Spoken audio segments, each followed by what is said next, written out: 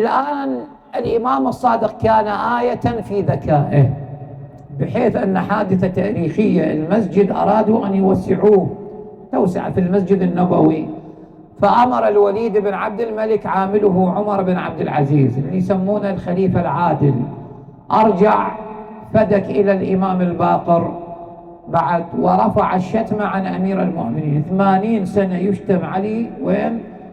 من على المنابر. تدري 10,000 منبر يشتم به أمير المؤمنين يوم الجمعة. يوم الجمعة يشتمون علي بن أبي طالب. ما أعرف شنو هذا السر بينهم وبين أمير المؤمنين، هذا الحقد الدفين شنو ما ندري. على كل بعد، الآن الإمام صلوات الله وسلامه عليه كان عمره 3 سنين وجالس في حلقة الدرس.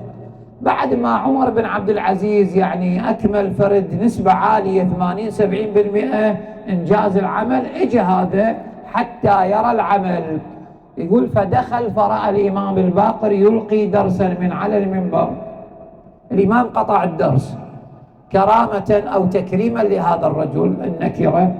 المهم فقال لا يا ابن النبي أكمل درسك. أكمل الإمام درسه، انتهى، سأل ما هو هذا الدرس، يعني الظاهر ما كان يفهم ما يلقي الإمام. هم ذول ما عندهم ترى لا علم ولا فهم ولا دين، هذول طغاة، يعني نساء وخمر وقتل وذبح بشيعة أهل البيت. لا أكثر الأكبش 4 أولاد عبد الملك ابن مروان. قال له ما هذا العلم؟ قال علم الجغرافيا. قال وما ماهيته؟ شنو عمل الجغرافيا؟ قال يتحدث عن الأرض وعن السماء وعن الجبال وعن الشمس القمر. يقول الآن التفت إلى عمر بن عبد العزيز قال من هذا الصبي 3 سنوات 4 سنوات قاعد وياهم شنو؟ قال هذا ابن الإمام الباقر، هذا جعفر بن محمد الصادق. قال له وهل يستوعب ما يلقي الإمام؟ قال إنه أذكى طالبا في هذه الحلقة، أذكى طالب.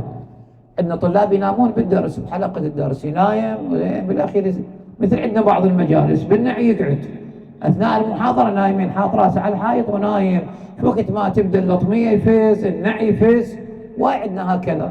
النتيجة فقال هذا أذكاهم، راد يختبره. وهم ذول الطغاة لما يسألون ما يسألون للتعلم، طاغي يسأل تعنت.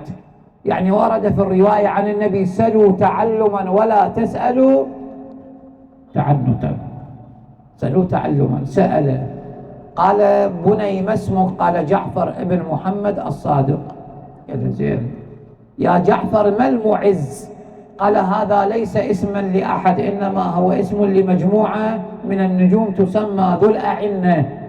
يقولون فبهت الذي سأل، استغرب. قال من هو مؤسس علم المنطق؟ الإمام ايش قال له؟ قال تلامذته يقولون أرسطو طاليس. قال من هو صاحب السواك؟ أصعب سؤال عنده، من هو صاحب السواك؟ قال ذاك صاحب جدي رسول الله عبد الله بن مسعود. يقول فألقمه ماذا؟ ألقمه حجرا.